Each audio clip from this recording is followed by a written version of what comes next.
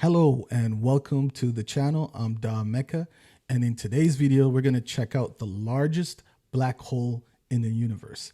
This is a size comparison video recommended to us by Brats Fun Tech.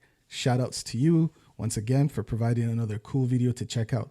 If anybody else wants to recommend, make sure you comment your recommendations. This is another Kurzgesagt video in a nutshell.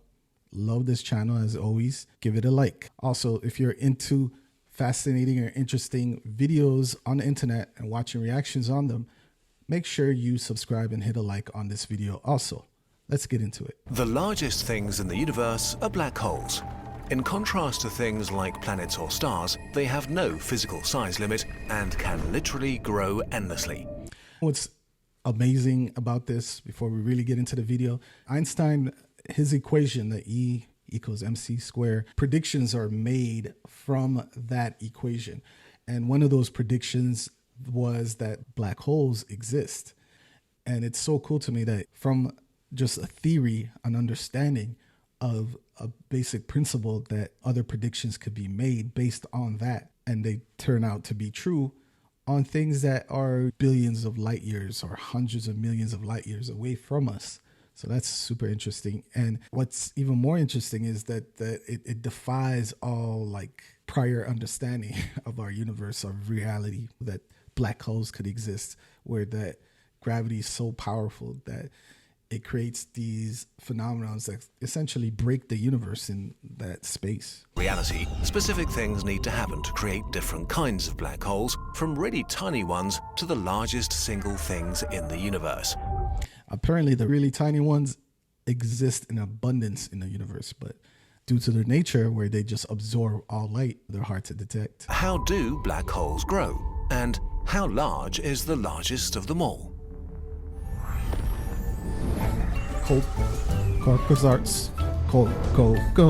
Kurzgesagt. This video will not discuss how black holes work or how they form, since we've looked at that in detail in our black hole and neutron star series.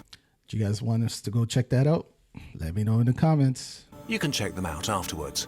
For now, we're interested in finding the largest thing in the universe. Let's start really, really small. Primordial black holes. The smallest kind of black holes may or may not exist.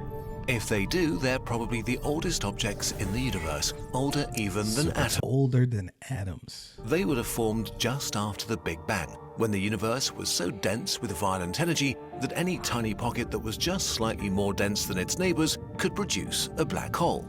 Just like the that. smallest primordial black hole that could still be around would be 8 trillion kilograms or so, the mass of a big mountain. Wow, did you ever know that black holes could be that small? It's still massive, but it's a black hole. That much mass could create. And yet they would be no bigger than a proton. Jeez. A primordial black hole with the mass of Earth would barely be larger than a coin. This makes them very hard to find, so we haven't actually observed any yet. And you bump into one of these bad boys. If they exist, they may even be the mysterious dark matter that holds galaxies together. Ah, good point. Let's move on to the kinds of black holes that we know for sure are out there. Stellar black holes. A lot of these exist in the center of galaxies, I believe. Let's see. To make a black hole, we need to compress enough matter so that it collapses into itself. After that, the more mass we throw at it, the larger it becomes. In today's universe, only the most violent cosmic events can create the necessary conditions, such as the merger of neutron stars or when the core of a very massive star collapses in a supernova.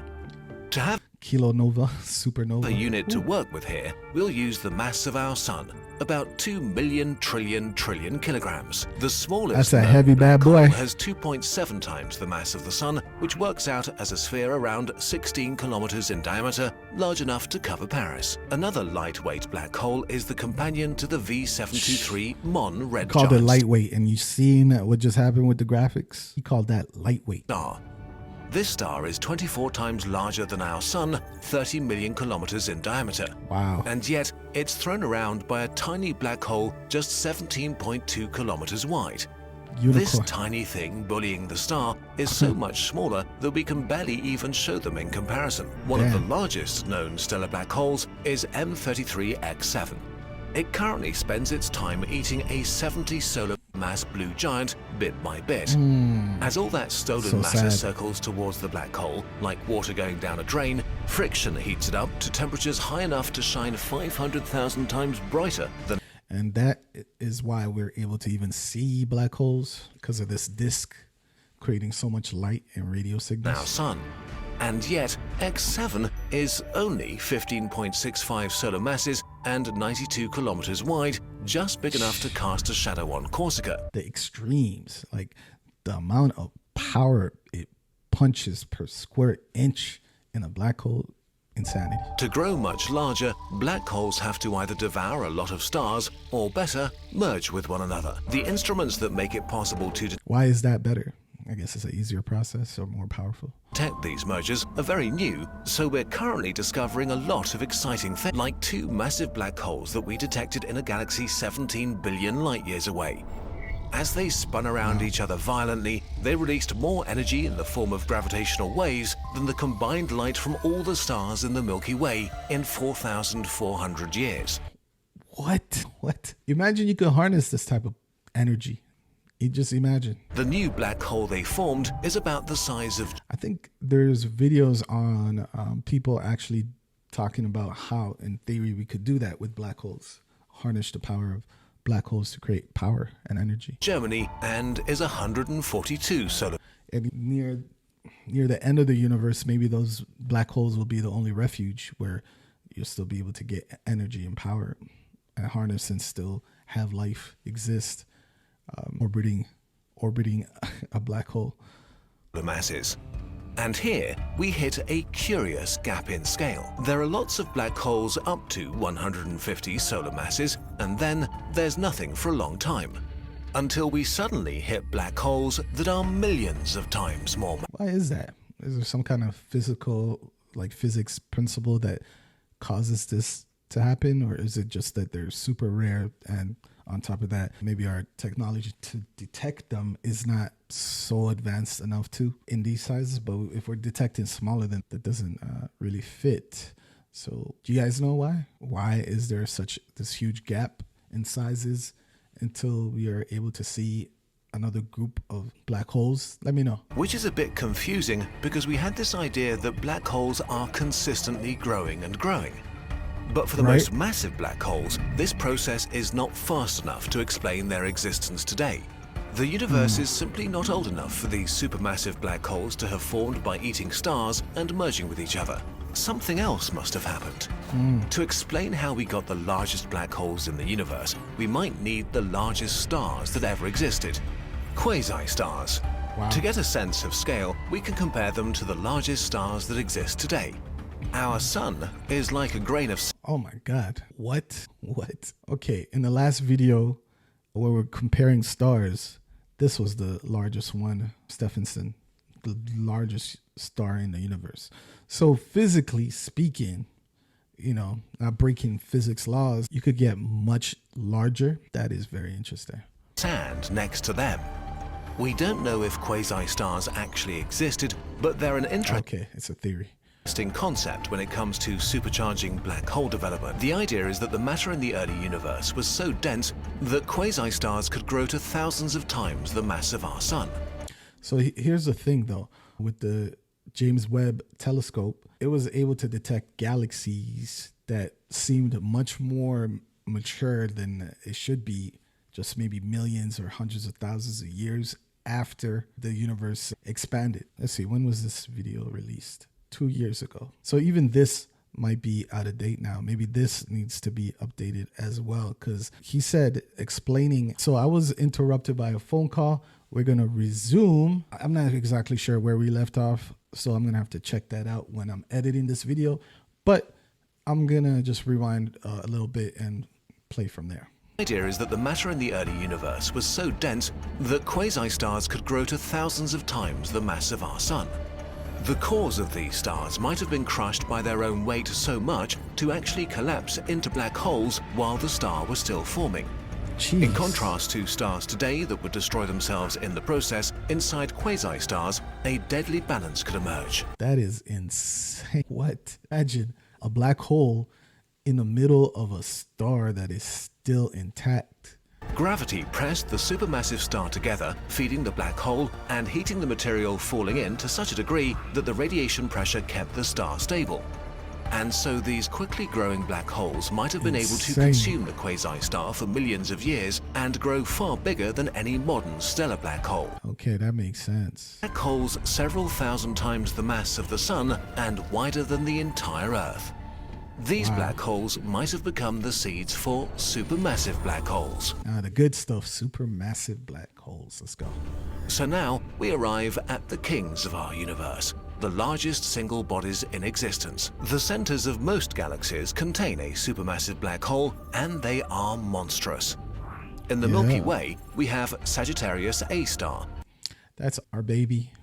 Keeps our galaxy, the Milky Way, intact. Whenever you look into the stars up above and you see that strip, our Milky Way galaxy, this is responsible for that. A supermassive black hole with about 4 million solar masses that is calm and collected and just does its thing. 4 million times the size of our sun. Wow. We know it sits there because we can see a number of stars being thrown around by a seemingly empty spot. And despite its incredible mass, its radius is still only 17 times our sun. Can you believe that? It's only 17 times the radius of our sun, yet keeps maybe 400 billion stars in orbit around it. Wow. Smaller than most giant stars, but millions of times more massive. Wow. Because supermassive black holes are so massive and located at the center of galaxies, many people imagine them as being a bit like the sun in the solar system, an anchor that glues everything else together. I imagined it that way. I even explained it that way just a second ago. And forces it into an orbit. But this is a misconception. While the sun makes up 99.86% of all the mass in the solar system, supermassive black holes usually only have 0.001% of the mass of their galaxy.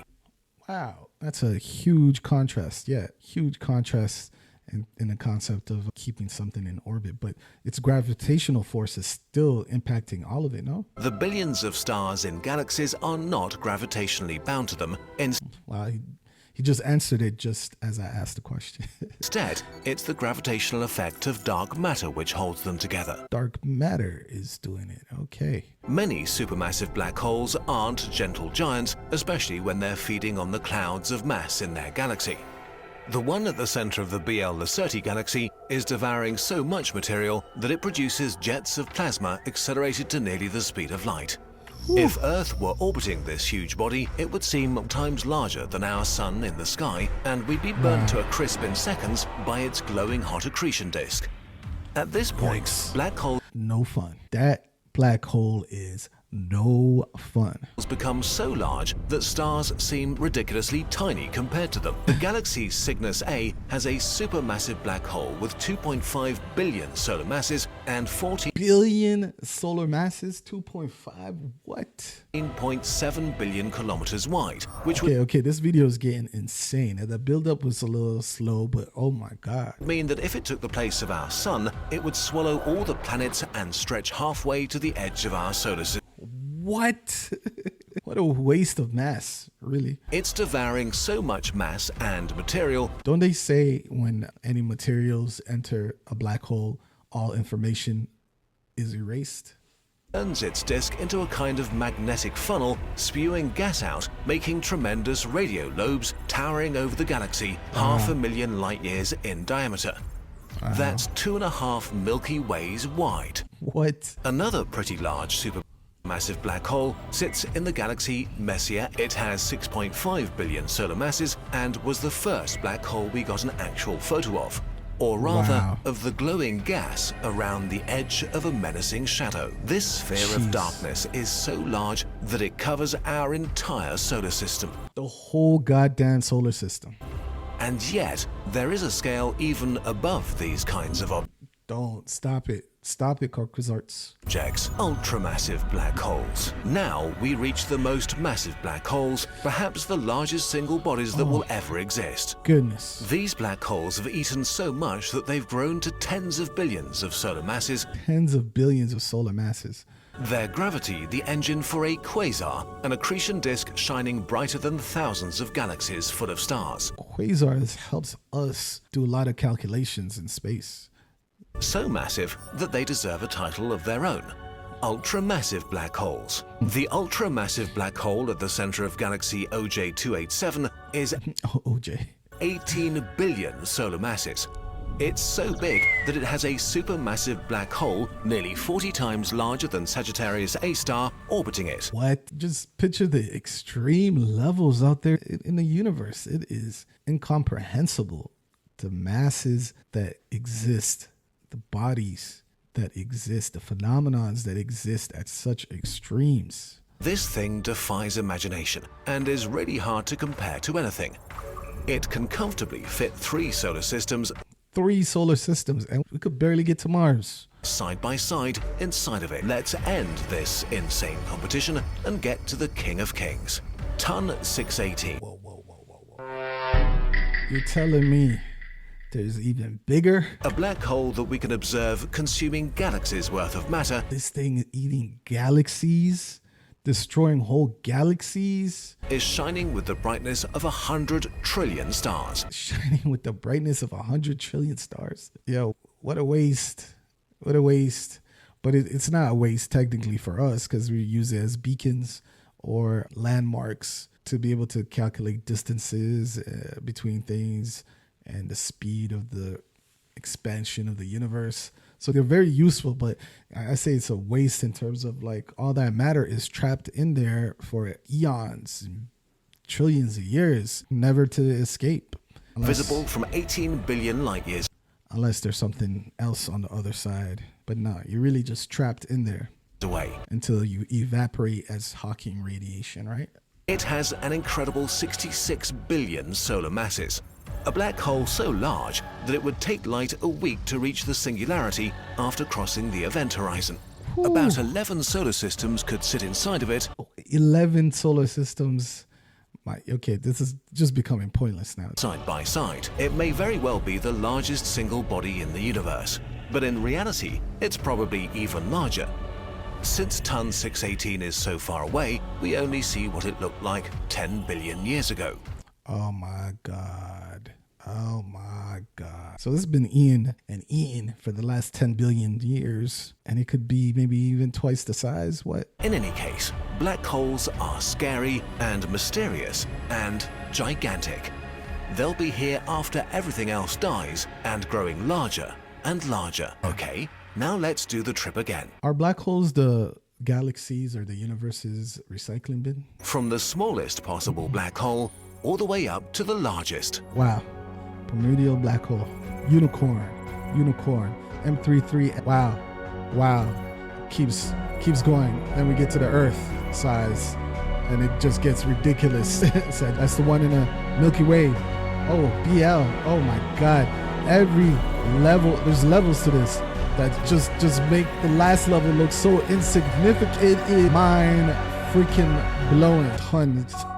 It's a great name. Let's try something. All right, that was the largest black hole in the universe size comparison, and that was mind blowing because again, levels to this. Every step along was just made the last one so insignificant. But when you start off in the last stage, it looked humongous, right? Again, this is another thing where it's impossible to just begin to fathom, imagine that much compression of mass becoming that big. It's mind-blowing.